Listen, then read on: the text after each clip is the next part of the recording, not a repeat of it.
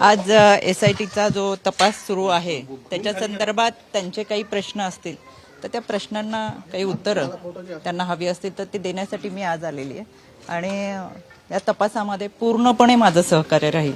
त्याच्यामुळे आता तपासाला सामोरं जात असताना जी मदत पोलिसांना असेल, इन्व्हेस्टिगेशन टीमला असेल, तपास अधिकाऱ्यांचे जे काही प्रश्न असतील त्याला निश्चितपणाने मी सहकार्य करेन। अनेक प्रश्न आपल्या संदर्भात उपस्थित करण्यात आले होते। या सगळ्या प्रकरणामध्ये आपण या अशोक खरातला कुठेतरी पाठीशी घातलं होतं असं देखील त्या ठिकाणी विधान केलं होतं।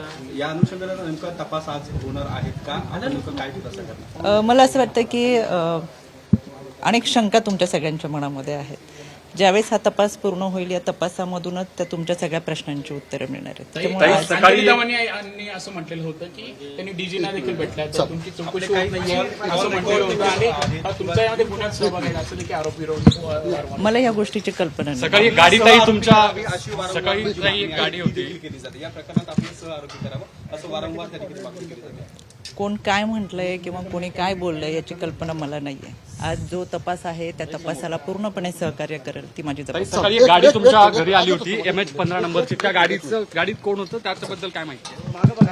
आदरणीय पवार साहेबांचे ते कार्यकर्ते होते। महिला बालकल्याणच्या संदर्भातलं एक त्यांचं पत्र ते कालच आले होते। काल मला भेटणार होते पण त्यांना यायला उशीर झाला आणि मी नाशिकला येणारच माहीत नसल्यामुळं मग ते म्हणले तुम्ही कधी जाणार आहे त्याच्या आधी मला वेळ दिला तर ते मला भेटले।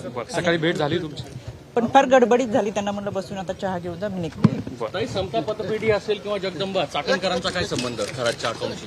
याच्यामध्ये जी खाती होती ती सगळी बनावट खाती आहेत आणि ते सगळा अहवाल तुमच्या समोर येईल। प्रतिभा चाकणकरांच्या नावाने देखील म्हटलेला होता। ABP माझा, उघडा डोळे बघा नीट।